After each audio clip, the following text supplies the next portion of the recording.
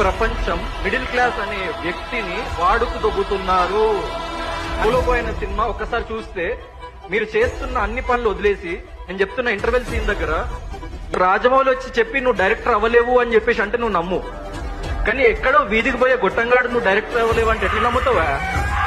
Megastar Chiranjeevi వచ్చి నువ్వు hero అవ్వలేవంటే నమ్ము. సాధించేటోడు, ఆ పెయిన్ తెలిసినోడు ఎప్పుడు ఎవరిని డిస్కరేజ్ చేయడు.